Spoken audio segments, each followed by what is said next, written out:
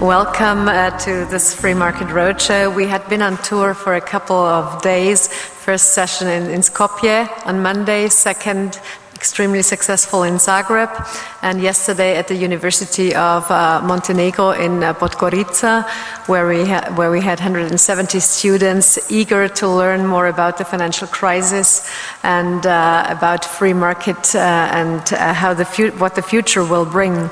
We have set up this special conference series to make people alert of what the future might bring, since a spectre is not only hunting Europe, but it's also hunting the entire world.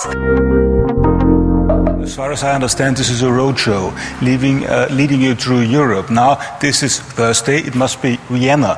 So my question would be, would you like to drop a short, one-sentence message that would be important for Vienna, Austria, the region here? And I may start with Mr. Woods, and afterwards we'll go along the panel here.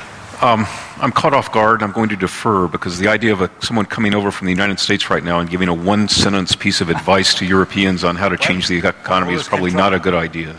I think this is a question of principles and of values, and so I don't want to re-emphasize on values again, but I think our basic value is freedom again, and it is misunderstanding. Freedom does not mean freedom from any kind of regulation.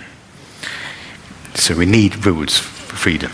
Ich würde mir persönlich wünschen, dass wir selber ein bisschen weniger Panik verbreiten durch unsere Beiträge in der Öffentlichkeit, sondern schauen, wie wir möglichst gut zusammen die Dinge wieder auf die Schiene bringen, um vorwärts zu kommen.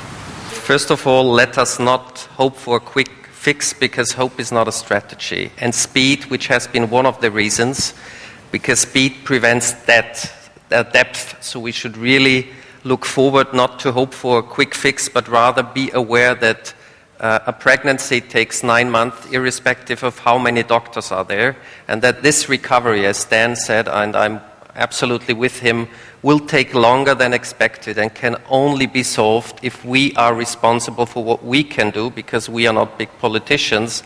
So us being responsible, working hard, and then taking on the reward and staying humble and not blaming everybody else for one's crisis. The question of ethics and freedom and coercion, very important.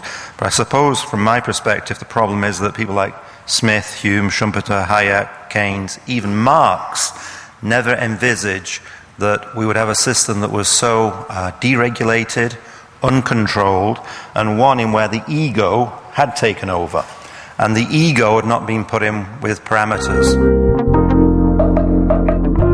He is the Secretary General of the Taxpayers Association of Europe.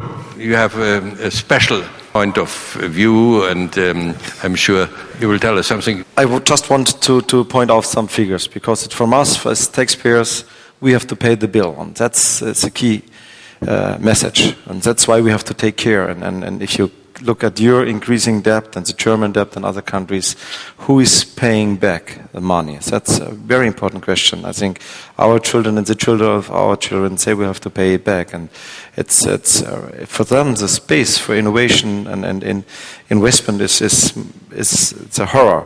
My talk could be something like the political economy of the state of emergency, die politische Ökonomie des Ausnahmezustands. And I would like to start with a famous quote by an infamous, notorious political legal philosopher, Carl Schmitt. In 1922, he coined the famous phrase, "Souverän ist, wer über den Ausnahmezustand entscheidet." When we're looking at regulation in the financial industry, I think it's important first to differentiate different types of regulation. There's legal regulation, economic regulation, and market regulation. Legal regulation is just the rule of law. You're not supposed to cheat people, and it certainly is a legitimate and proper function of government to try to minimize that and to penalize it when it does happen. Market regulation is that people want to make money, and when they wind up making decisions that are inefficient, they wind up losing money, and that teaches them a lesson, and it funnels people in the direction of decisions that increase society's wealth. First of all, I would like to answer the question of our auditorium here. So, if we need more regulation in the financial industry, I'm advising now the financial industry now for 14, 15 years to be aligned with the regulation. And my answer for that would be definitely no. There is, and I completely agree with my previous speaker, there has not been so much regulation in the financial sector as ever before.